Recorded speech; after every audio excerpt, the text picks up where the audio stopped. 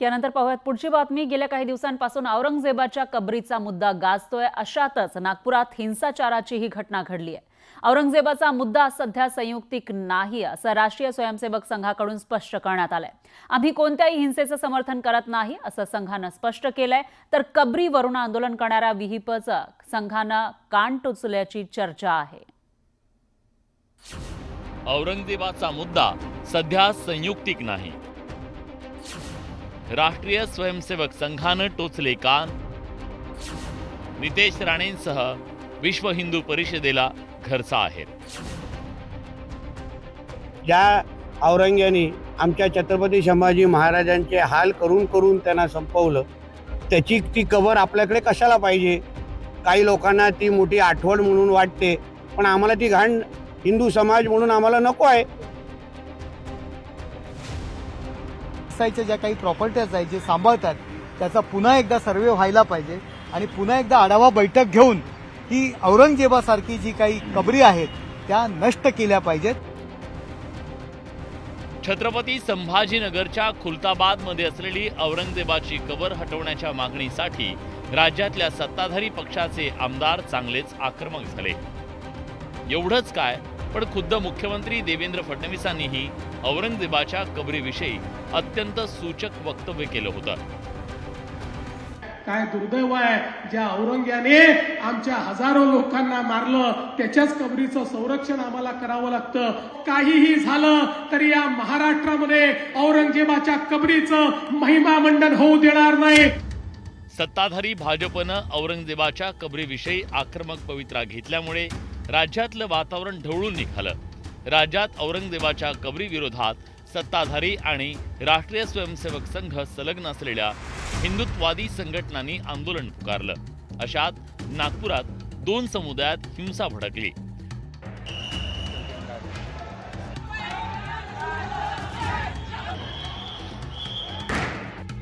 सोमवारी सकाळी नागपूरच्या महाल परिसरात विश्व हिंदू परिषद आणि बजरंग दलाच्या कार्यकर्त्यांनी औरंगजेबाच्या कबरी विरोधात आंदोलन केलं। त्यानंतर एका अफवेनं नागपुरात सोमवारी रात्री हिंसाचार उफाळून आला। राष्ट्रीय स्वयंसेवक संघाच्या मुख्यालयापासून काही अंतरावर ती जाळपोळ आणि दगडफेक झाली। या हिंसेच्या पार्श्वभूमीवर आता राष्ट्रीय स्वयंसेवक संघानं औरंगजेबाच्या मुद्द्यावर आपली भूमिका स्पष्ट करताना भाजप आणि हिंदुत्ववादी संघटनेचे कान टोचले। Any type of violence is not good to the health of the society, and I think police are have taken the cognizance of it, and so I think they will go into the details, and that's the point. Is Aurangzeb relevant today? Do you think the tomb should be moved?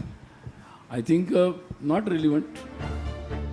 राष्ट्रीय स्वयंसेवक संघानं विश्व हिंदू परिषद आणि भाजपच्या नेत्यांना घरचा आहेर दिलाय। संघाच्या या भूमिकेचं विरोधकांनी स्वागत केलंय।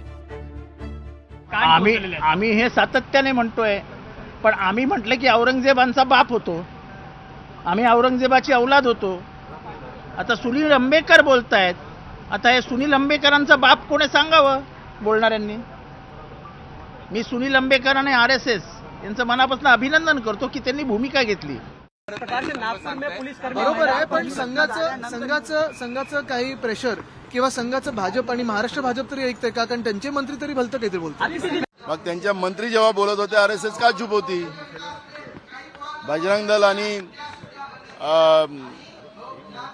व्हीपचे लोक जेव्हा उद्रेक चालू होता त्यावेळेस हे का चूप होते? त्यावेळेस का नाही बोलले? मात्र औरंगजेबाच्या कबरीबाबत संघाच्या भूमिकेवर विश्व हिंदू परिषदेच्या पदाधिकाऱ्यांनी बोलणं टाळलंय, तर सत्ताधारी मात्र काहीसे बॅकफूटवर गेलेत।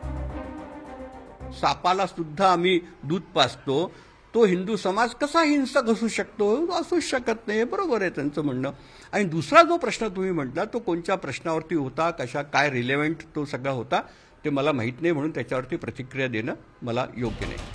राष्ट्रीय स्वयंसेवक संघानं औरंगजेबाबाबत आपली भूमिका स्पष्ट केल्यानंतर सत्ताधारी भाजपचे नेते या पुढच्या काळात कोणती भूमिका घेतात याकडे सगळ्यांचं लक्ष लागलंय।